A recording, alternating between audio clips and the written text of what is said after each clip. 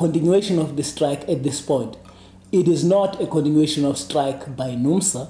It is a continuation of a strike by employers. More so because employers are making extremely demands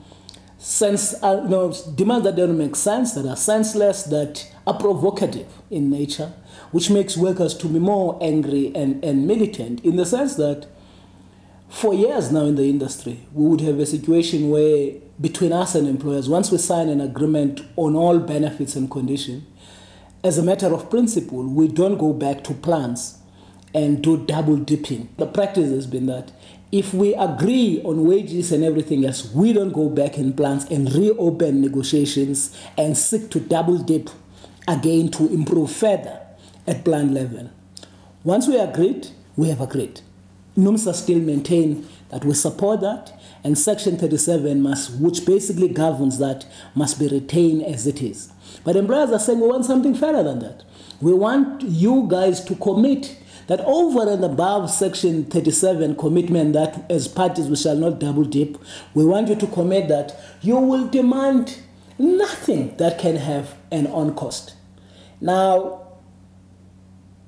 that's not wise, that's stupid. Secondly, we have no right to take away the right of workers as individuals, as a collective, and as workers who belong to a union, that we say to them, your right to raise anything that can have an on cost is curtailed by a union that have signed an agreement that you can raise anything as workers in your established, whether small or big, but it must not have an on cost. And when workers raise it, employers will bring to those workers an agreement signed by their union that, listen, you can talk to us, but what you talk to us about cannot have an on cost. We reject that. We think we are being coerced, we are being pushed by employers to sell out workers, and the implication for that are too ghastly to contemplate, because then you are going to have workers embarking on illegal strikes, doing all sorts of things, because basically there's no need for employers to do what they are doing, because in our experience, in many cases, it becomes employers, for instance, who will approach a union and say, we want to talk about shift change, because we've got a market that has grown. These workers used to work 2 shifts, they must work 3 shifts. So in those discussions, there will be issues that will involve an on cost, which might be up because we're changing conditions of service for workers. And between workers and management in that plant, they should be able to debate that.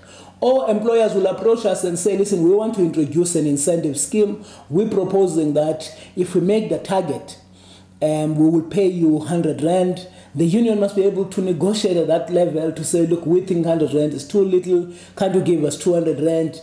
And employers want to take away absolutely that right. The second right they want to take away, they want to maintain that, and it's very strange, they want us to take funny decisions, and they anger workers, this decision.